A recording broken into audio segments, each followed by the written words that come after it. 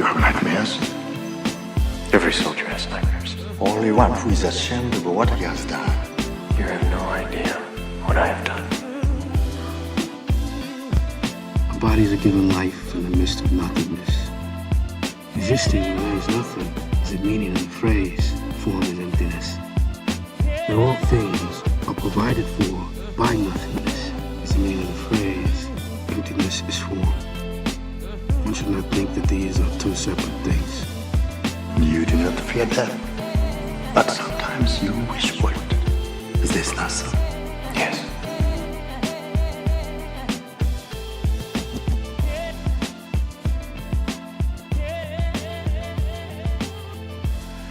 An excerpt from Khalil Gibran's The Prophet on pain.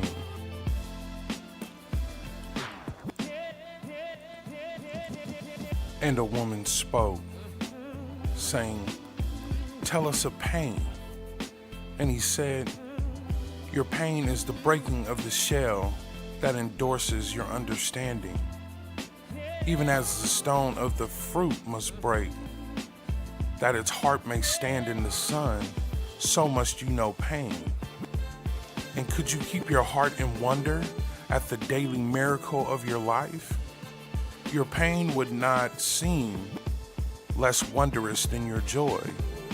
And you would accept the seasons of your heart even as you have always accepted the seasons that pass over your fields. And you would watch with serenity through the winters of your grief. Much of your pain is self-chosen. It is the bitter potion by which the physician within you heals your sick self. Therefore, trust the physician and drink his remedy in silence and tranquility. For his hand, though rough and hard, is guided by the tender hand of the unseen. And the cup he brings, though it burns your lips, has been fashioned of clay, which the potter has moistened with his own sacred tears. And as I read that poem, it brings me to think about a passage from Bushido on self-control.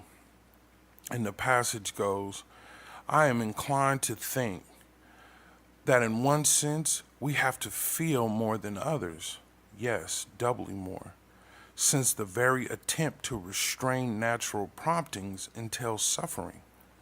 Imagine boys and girls too, brought up not to resort to shedding a tear or uttering a groan for the relief of their feelings. There is a psychological problem whether such effort stills their nerves or makes them more sensitive." And when I think about this passage, it really makes me look at the condition of the country that we live in. In America, boys are taught not to cry. Girls are taught to be in their emotions, but not in their emotions, to walk a fine line between what they can and cannot show.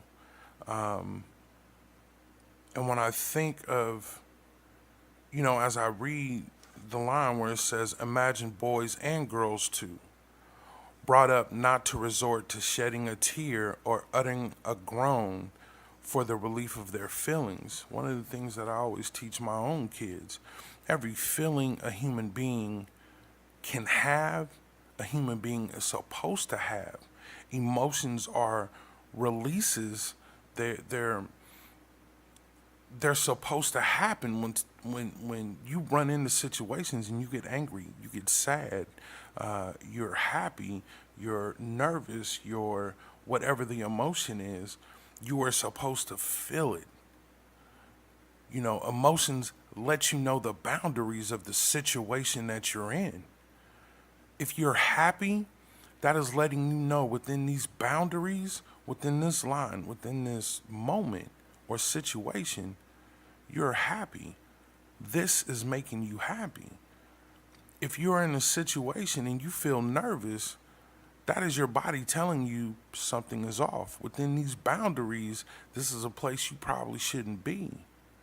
I teach my kids to express the feelings that they have, and I also teach them how to process through it, because as much as we're supposed to feel, we are supposed to have some self-control over how long we stay within that moment.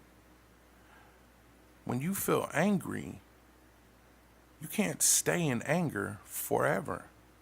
You can't stay in anger over something for half your life or a quarter of it.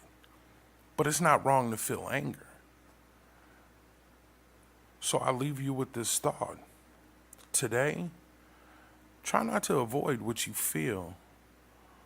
Allow your feelings to be there, but try to process through them. Understand what you're feeling and why, and then feel your way out of that. Think about, is it time for me to step outside this feeling?